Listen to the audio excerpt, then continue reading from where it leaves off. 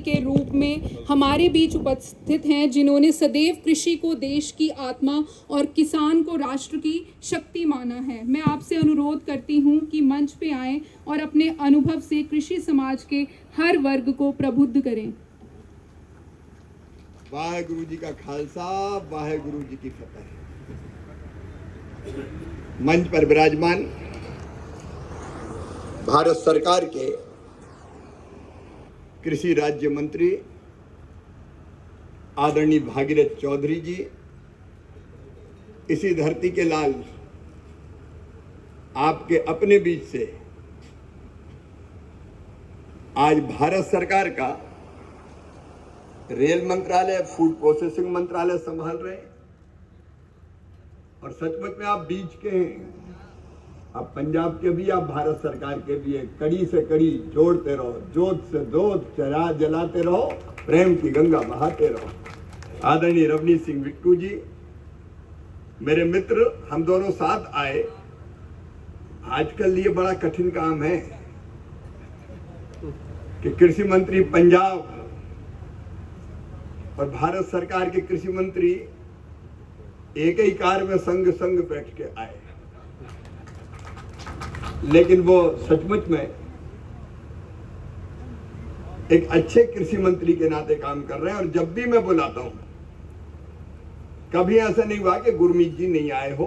बुलाता हूं मतलब कोई पर्सनल काम के लिए नहीं बुलाता, खेती बाड़ी के लिए। पंजाब के खेती बाड़ी मंत्री गुरमीत सिंह जी, हमारे राणा इंद्र प्रताप सिंह जी, विधायक हमारे, और मक्का के क्षेत्र में एमएसपी पक्की करने वाले डॉक्टर मांगीलाल जी, सचिव कृषि अनुसंधान और शिक्षा विभाग और डीजी भारतीय कृषि अनुसंधान परिषद देवेंद्र यादव जी, सतवीर सिंह गौसल जी, पंजाब कृषि विश्वविद्यालय हमारे वीसी हैं डॉक्टर झा जी, राजवीर सिंह जी, बसंत जी, हनुमान जी यहाँ बैठे हुए हैं। मेरे भाइयों, मेरी बहनों और भांजे भांजियों, जब मध्य प्रदेश दा मामा हूं तो पंजाब दा मामा भी। भारतीय जनता पार्टी के प्रधान और बाकी सभी कार्यकर्तागण, मैं इस पंजाब की धरती को बारंबार प्रणाम करता हूं। और जब मैं कहता हूं तो दिल से कहता हूं, ये वो धरती है कि जब भी देश के दुश्मनों ने कभी हमला किया तो सबसे पहले उस बार को अपने सीने पे झेलने वाला पंजाब रहा है।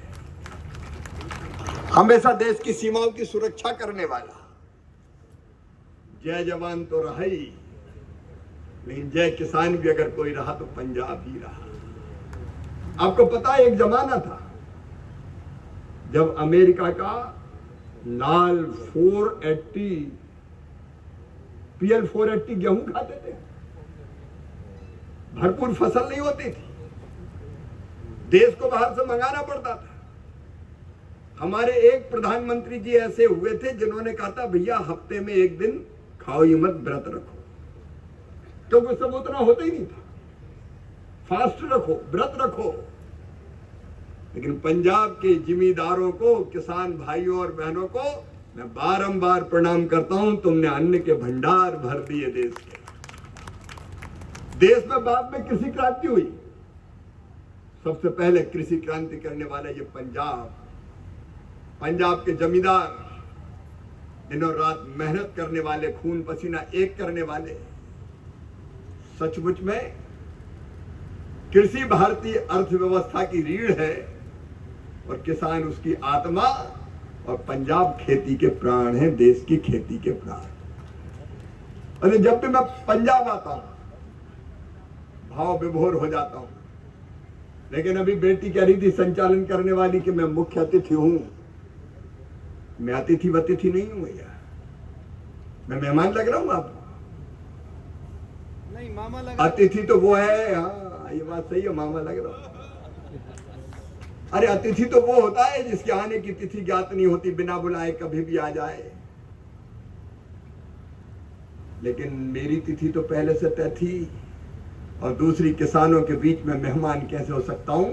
तुम्हारा मंत्री नहीं, तुम्हारा सेवक आया है। किसानों की सेवा मेरे लिए भगवान की पूजा है। और इसी भाव से हम प्रधानमंत्री जी ने जो दायित्व दिया है, नरेंद्र मोदी जी ने, उसको पूरा करने की कोशिश कर रहे हैं। लेकिन आज जब मैं यहां आया हूं, पंजाब में विनाशकारी बाढ़ ने कई किसानों को तबाह और बर्बाद कर दिया। लाखों हेक्टेयर फसल डूब गई, घर परिवार तबाह हो गए, हफ्तों 15-15 दिन पानी भरा रहा, मकान गिर गए। बाढ़ की विभीषिका के समय में पंजाब आया था, प्रधानमंत्री जी ने भेजा था, रवनीत जी भी आए थे, हम लोग साथ आए थे। और तब हमने उस दृश्य को अपनी आंखों के सामने देखा था। मेरे बहनों और भाइयों, मैं पंजाब टूरिज्म के लिए नहीं आया था, मैं पंजाब के किसानों और यहाँ की जनता का दर्द देखने, महसूस करने आया था। और जाने के बाद मैंने माननीय प्रधानमंत्री जी को वो दर्द बताया।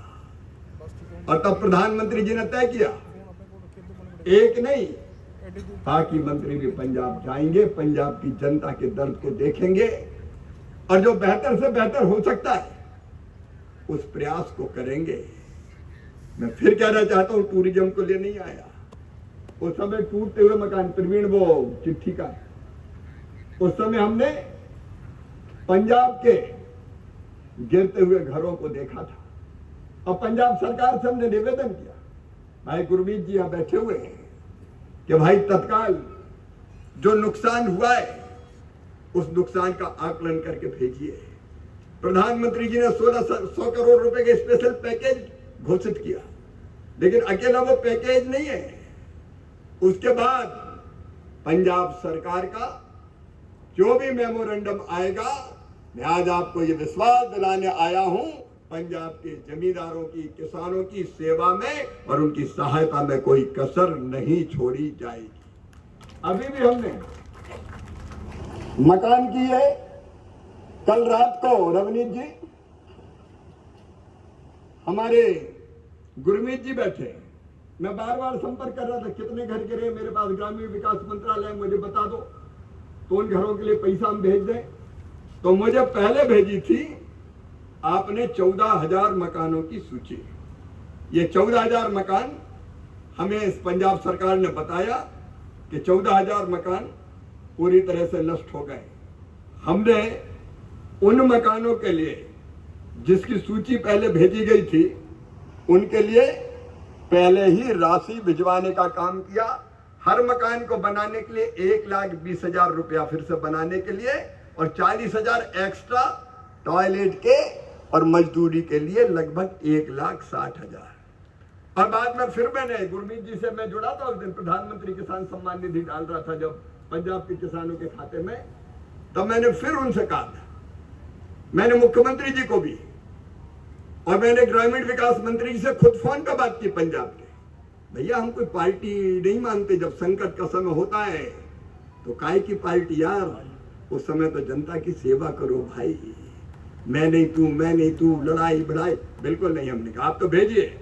और मुझे अभी रात को ये खबर मिली, आपकी चिट्ठी रात को 9 बजे आई, 36,703 आवास हमारे क्षतिग्रस्त हुए हैं। तो आज रात को ही मैंने, रवनीत जी और गुरमीत जी बैठे हुए हैं, गुरमीत जी वाली चिट्ठी कहाँ है भाई, लाओ जल्दी। आज मैं इसी सभा में ये जो आपने 36,703 मकानों का प्रस्ताव भिजवाया था, इन सबको 36,703 भाइयों को 1,20,000 रुपया सीधे मकान बनाने के लिए और 40,000 एक्स्ट्रा मजदूरी के और टॉयलेट बनाने के लिए सौंप रहा हूं। लीजिए।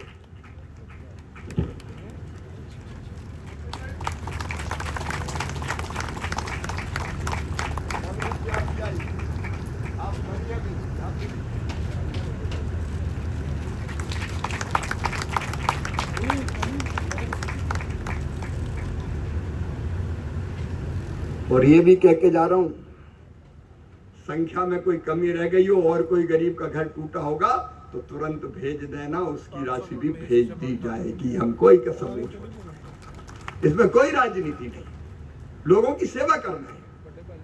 और रवनीत जी, कार्यकर्ता भी बैठे हैं, भैया देखो घरों में जाके देखना सब घर ठीक ठाक बन जाए, ये आपकी भी ड्यूटी है।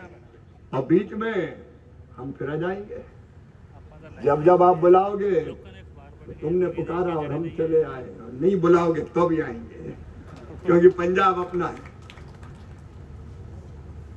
मेरे बहनों और भाइयों, इसके अलावा हमें कहा कि बीज के लिए राशि चाहिए, तो बीज के लिए भी राशि की यहाँ जरूरत थी। तो आप जानते हैं, अब हमारे कृषि मंत्री यहाँ पे बैठे हुए हैं, खूंडिया साहब, हमने तत्काल बीज के लिए, गेहूं के बीज के लिए कनक, क्योंकि अभी तो कनक ही लगेगा, उसके लिए भी आपने 74 करोड़ निःशुल्क बीज देने के लिए वो राशि भी भिजवा दी गई है, ताकि हमारे किसानों को कनक का, जिनकी फसल खराब हुई है, उनको बीज मिल जाए और वो अपनी फसल बो सकें।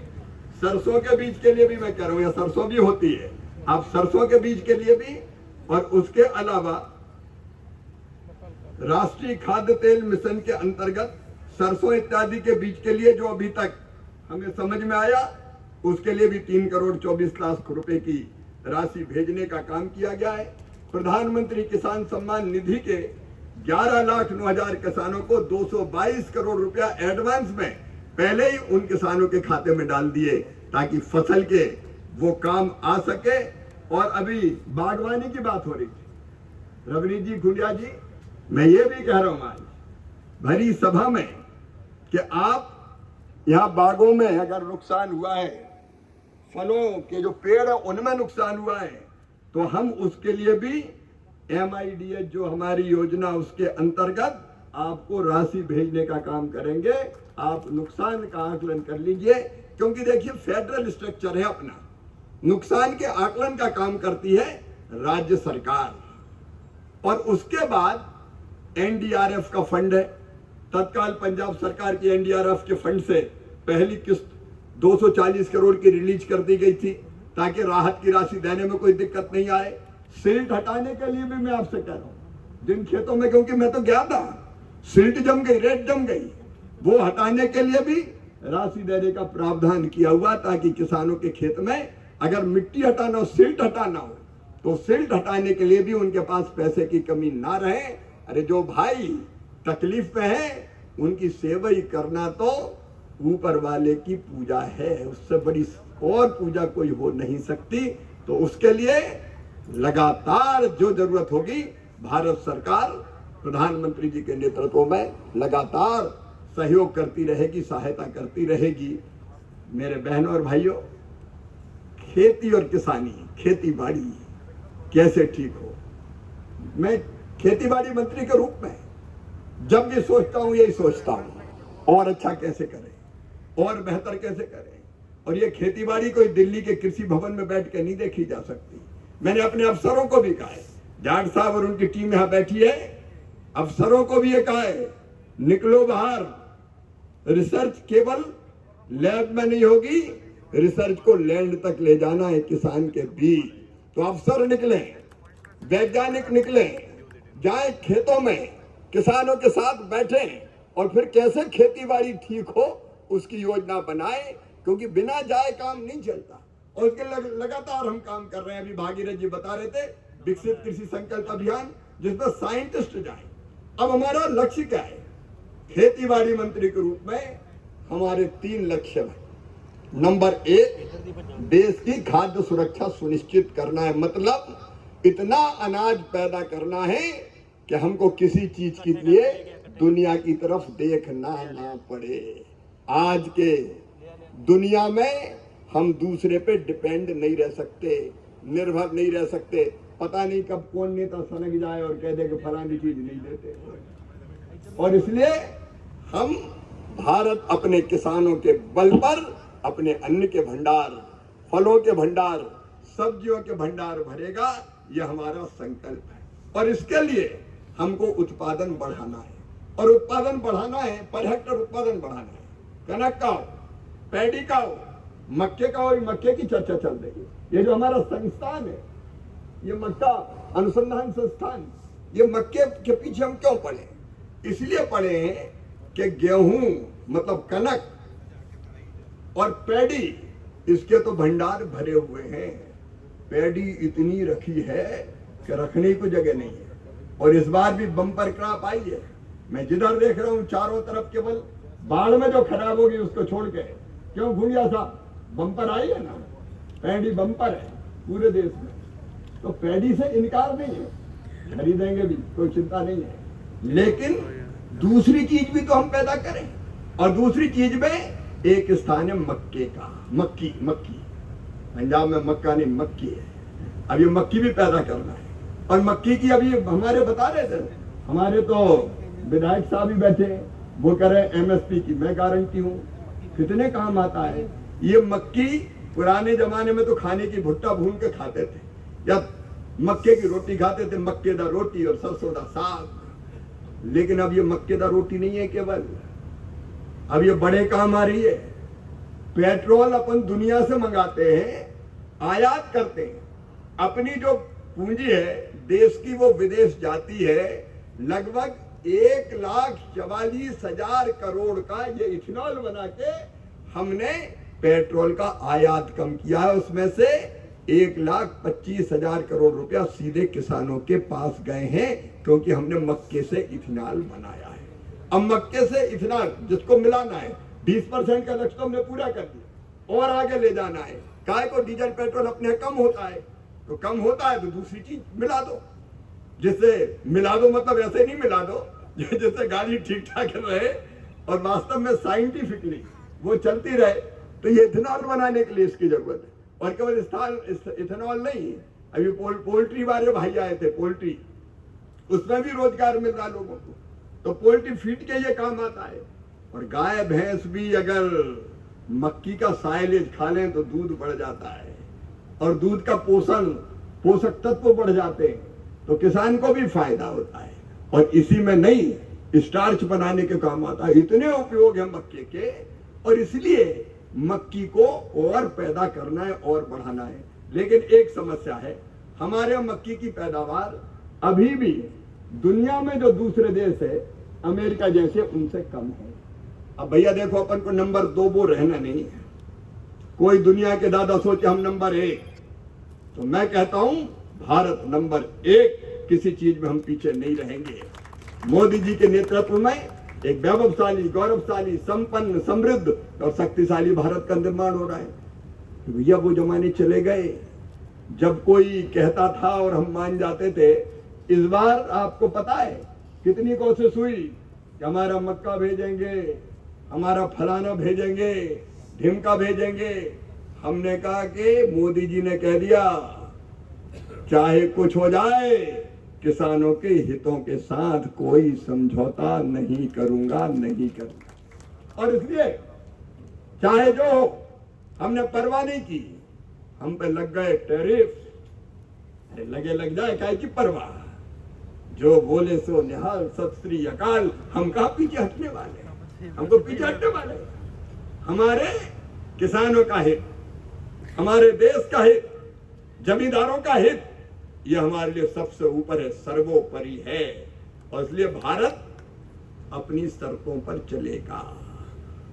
कोई कह दे और हम मान जाए, ये नहीं हो सकता। हम अपने देश की जनता की चिंता करेंगे, और इसलिए अब चीजें पैदा करना अपने देश में जरूरी है। मक्की का उत्पादन अभी भी कम है। नेशनल एवरेज है 3.7 टन। इसका मतलब हुआ लगभग 37 क्विंटल। यही हुआ ना, 37 क्विंटल पर हेक्टर। अभी कम है। लेकिन हम देखें बंगाल में ये 60 क्विंटल हो गया है। बिहार के कुछ इलाकों में ये 70 के आसपास पहुंच गया है। और आप तो 100 की बात कौन कर रहे थे शायद, किसी ने बताया तो भैया हम पीछे काय को रहे। और अनुसंधान करो, वैज्ञानिक हैं डटे, वो और सोचे। एग्रीकल्चर यूनिवर्सिटी के हमारे वीसी भी हैं, और सोचो। ऐसा क्या दुनिया के दूसरे देशों में जो हम नहीं कर सकते? हमारे यहाँ टैलेंट की कमी नहीं है, हमारे टैलेंट ने दुनिया के दूसरे देशों को बना दिया। अब हमारा टैलेंट हमारे काम आएगा। हम कैसे और उत्पादन बढ़ा सकते हैं, उसमें कोई कसर नहीं छोड़ेंगे। रिसर्च करेंगे, अनुसंधान करेंगे और इसको प्रोडक्टिविटी को और हम आगे बढ़ाएंगे। न केवल मक्की की बढ़ाएंगे, मक्की के अलावा भी हम चाहे कनक हो, चाहे हमारी पैडी हो, चाहे दालें हो। अब दालें हमको मंगानी पड़ती है, दाल तो खाना जरूरी है, बिना दाल के काम नहीं चलता, प्रोटीन का बड़ा जरिया है। तो दालों का उत्पादन भी बढ़ाना है। इसलिए अभी प्रधानमंत्री जी ने दलहन मिशन लागू किया है, जहां दालों के अच्छे बीज हम तैयार करेंगे और वो किसानों तक पहुंचाएंगे। यहाँ ये सही बात कही कि भाई मक्की का अच्छा बीज चाहिए, और अच्छा बीज कैसे मिल सकता है जिससे उत्पादन ज्यादा हो। तो वैज्ञानिक रिसर्च करके नए नए संकर बीज, हाइब्रिड बीज बना रहे हैं, हम उसमें और अनुसंधान करेंगे। और दूसरी बात ये बिल्कुल जो यहाँ कही गई कि धान का मुकाबला अगर कोई, पैडी का मुकाबला अगर कोई फसल कर सकती है तो वो कर सकती है मक्की। पैदावार में भी कर सकती है, पानी भी कम लगता है, तो हमारा पानी भी बचेगा जो नीचे जा रहा है, जो कार्बन गैसों का उत्सर्जन होता है वो भी कम होगा। मैकेनाइजेशन भी करो, वो भुट्टा तोड़ने के दिन चले गए, एक भुट्टा तोड़ो। मैकेनाइजेशन में पंजाब मास्टर है, लुधियाना का जवाब नहीं है कृषि उपकरणों को बनाने में, इसलिए मैकेनाइजेशन का भी काम करेंगे। अब कपास में चुनने की रुई जरूरत क्या है, एक तरफ से निकले कपास चुनते हुए चले जाए और दूसरी तरफ से उसकी बेल बनती हुई चली जाए लगातार। अब इस मैकेनाइजेशन की जरूरत है, तो मैकेनाइजेशन का भी काम करेंगे। ये जो अनुसंधान है, मक्का अनुसंधान केंद्र मक्के पर हर तरह का काम करेगा, मक्की पर, ताकि हमारे किसानों को अधिकतम लाभ मिल सके। और जिम्मेदार भाइयों और बहनों, मैं फिर कहता हूं, 6 सूत्री रणनीति हमारी किसानों के लिए। नंबर 1, हम उत्पादन बढ़ाएंगे, पर हेक्टर उत्पादन में हम और कैसे आगे बढ़ सकते हैं उसकी हम कोशिश करेंगे। नंबर 2, उत्पादन की लागत घटाएंगे। नंबर 3, उत्पादन के किसान को ठीक दाम देंगे। नंबर 4, भगवान ना करे नुकसान हो जाए तो भरपाई करेंगे। मैं खूंटिया साहब, आपको और आपके माध्यम से मुख्यमंत्री जी को निवेदन करना चाहता हूं कि प्रधानमंत्री फसल बीमा योजना में जो रवनीत जी कांग्रेस के समय जो कमियां थी वो हमने सब दूर कर दी। जैसे पहले बिलाक को इकाई मानते थे, खूंटिया साहब कह रहे थे, अब हमने ये तय कर दिया कि बिलाक इकाई नहीं है। बिलाक को इकाई मानने का मतलब है पूरे बिलाक में फसल खराब हो तो नुकसान की भरपाई करेंगे। अब हमने तय कर दिया कि एक किसान की फसल भी खराब हुई तो बीमा कंपनी को भरपाई करनी पड़ेगी। और इस बाढ़ के दौर में अगर वो होती तो किसानों को बहुत पैसा मिल सकता था। इसलिए कृपया करके आगे, अभी तो अपन नुकसान की भरपाई कर ही रहे, लेकिन आगे मैं पंजाब सरकार को यह अपील करता हूं कि प्रधानमंत्री फसल बीमा योजना में वो शामिल होने का फैसला करे, ताकि भगवान न करे कभी अगर ऐसा मौका है कि फसल खराब हो जाए तो सरकार भी दे और बीमा कंपनी भी दे, ताकि किसान के नुकसान की भरपाई हो सके। और इसलिए नुकसान की भरपाई भी, कृषि का विविधीकरण भी। और 3 बातें और मैं छोटी छोटी आपसे निवेदन करना चाहता हूं। एक है पराली का मामला धान की। अब मैं भी किसान हूं, और किसान ऐसा नहीं हूं कि खेत में कभी जाते ही नहीं हूं।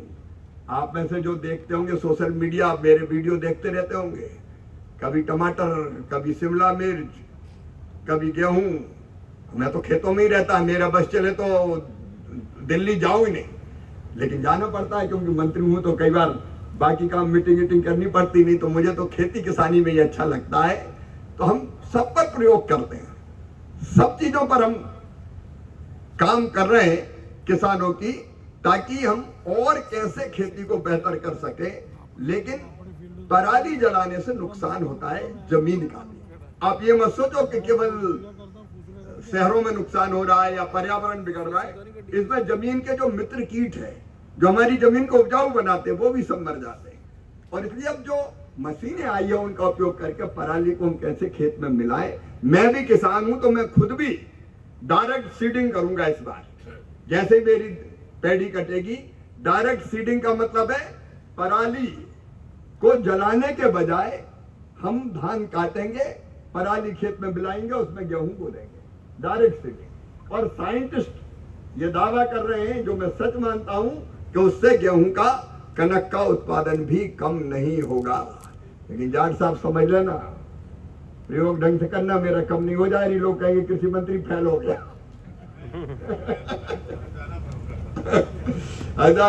सच बात यह है कि वैज्ञानिकों ने जो प्रयोग किए मुझे बताया है कि आप डायरेक्ट सीडिंग भी कर देंगे तो उसमें उत्पादन कम नहीं होगा। और किसान को ये भरोसा हो गया तो वो काय को जलाएगा भैया। अभी तो जलाना इसलिए पड़ता है कि काटना पूरा, फिर उसकी पूरी बकरनी करना, उसके बाद पलेवा देना और सोइंग करना।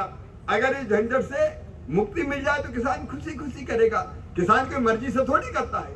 ये जो शहरों वाले लोग हैं किसान को बदनाम करते हैं, मैं उनसे कहना चाहता हूं किसान तुम्हारा पेट भरता है, किसान तुम्हारे लिए दिनों रात मेहनत करता है।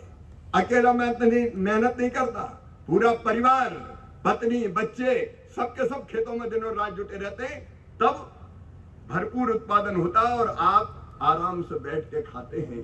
किसान को बहुत जल्दी बदनाम कर देते हैं, मार दिया, फलाना कर दिया, ढिमका कर दिया, और कितने तरीकों से प्रदूषण होता है वो भी तो देखो। लेकिन हाँ, पराली नहीं जलनी चाहिए, ये बात सही है पर्यावरण के लिए। तो तरीके वैसे बनाओ कि किसान को कर ले, और वैसे तरीका बना रहे ताकि हमारी धरती भी सुरक्षित रहे और पर्यावरण भी सुरक्षित रहे। एक चीज मुझे लगती पर हेक्टर अधिकतम कितना यूरिया संतुलित और डीएपी डलना चाहिए। उस पर भी कई बार ज्यादा डलने से भी हमारी जमीन को भी खराब नुकसान होता है, फसल को भी होता है। उस दिशा में भी हम लोग मिलजुल के काम करेंगे जी। और ऐसा मत समझना है कि मैंने भाषण दिया और चला गया, जब बुलाओगे मैं फिर आ जाऊंगा। मैंने कहा नहीं बुलाओगे तो भी आऊंगा, मैं तो, मेरे किसान जिम्मेदार है तो उनसे मिलने आना ही पड़ेगा। तो बीच बीच में अकेला नहीं, पूरे साइंटिस्टों की टीम, साइंटिस्ट की टीम काम करेगी, कृषि विभाग काम करेगा। और मैं कोई राजनीति नहीं मानता भैया, जनता की सेवा में। यहाँ कोई सरकार हो, सरकार दोनों केंद्र की और राज्य की ड्यूटी है जनता की सेवा, किसानों की भलाई करना। तो हम तो अपनी तरफ से करते रहेंगे, जिसको जो कहना है कहता रहे, हमें कोई परवाह नहीं है। अपन तो लोगों के सेवक है, इस भाव से लगातार काम करते रहेंगे। एक चीज और करना, पंजाब के भाइयों और बहनों, देश की अर्थव्यवस्था को मजबूत बनाना है। दुनिया में किसी के सामने झुकना नहीं है, देश के लिए जीना है। शहीद आजम सरदार भगत सिंह, चंद्रशेखर आजाद, सुखदेव, राजगुरु, दुर्गा भाभी, अशफाक उल्लाह खान, लाला हरदयाल, लाला लाजपत राय, कितने लोग शहीद हुए। नेताजी सुभाष चंद्र बोस, वीर सावरकर। उस समय देश के लिए मरना जरूरी था, आज देश के लिए जीना जरूरी है। और देश के लिए जीना है तो एक तरीका आज वो और निवेदन करना चाहता हूं, अपने देश में बनी चीजें ही खरीदना रे मेरे बहनों और भाइयों। अपने देश में बनी चीज खरीद, कोई बनाए, कंपनी कोई भी हो, अगर वो भारत में बना रही है, पंजाब में बना रही है, तो हमारे लोगों का पसीना लग रहा है, उससे उनको रोजगार मिल रहा है। हमारे देश का पैसा हमारे देश में ही रहता है। और इसलिए कभी भी घर में जो चीज की जरूरत पड़े, इंपोर्टेड मत खरीदना, वो अपने देश में ही बनी खरीद लेना। तो समझ लेना तुम देश के लिए जिए। ये ज्यादा कठिन बात तो नहीं है, अरे ज्यादा कठिन बात तो नहीं है। हो सकता है कि नहीं? आज बोल के बताओ, खरीदेंगे कि नहीं? अरे हम अपने देश की बनी खरीदेंगे जी, क्या दिक्कत है? गुणवत्ता और बेहतर करेंगे, सुधारेंगे। हमारे अच्छे नौजवान हैं जो अलग अलग तरह स्टार्टअप्स वगैरह शुरू कर रहे हैं, रिसर्च कर रहे हैं। अपने देश में बनी चीज खरीदेंगे तो पैसा अपने देश में रहेगा, अपने लोगों को रोजगार मिलेगा। और भारत की अर्थव्यवस्था आज दुनिया की चौथी सबसे बड़ी अर्थव्यवस्था है। जिनने कभी हमें गुलाम बनाया था उनको हमने पीछे छोड़ दिया है। अब जल्दी हम तीसरी ये सबसे बड़ी अर्थव्यवस्था बनने वाले हैं, और वो दिन दूर नहीं है। 2047 के पहले पहले भारत होगा नंबर 1, दुनिया की सबसे बड़ी अर्थव्यवस्था हम बनेंगे और दुनिया की भलाई के काम करेंगे। हमें किसी से कोई बैर नहीं है। इसी निवेदन के साथ मक्की के अनुसंधान में भाई ये केंद्र कोई कसर न छोड़े और 100 कुंटल 100 कुंटल तक हमको उत्पादन ले जाना है। जब फायदा दिखेगा किसान अपने आप मक्की बोने लगेगा। बहुत बहुत धन्यवाद, प्रणाम, नमस्कार आप सबका। मैं हृदय से आभार प्रकट करता हूं। इतनी देर तक हम लोगों ने चर्चा की, बातचीत सुनी। एक बार मेरे साथ बोलिए, जो बोले सो निहाल, बोले सो निहाल। भाई गुरु जी का खालसा, भाई गुरु जी की फतेह।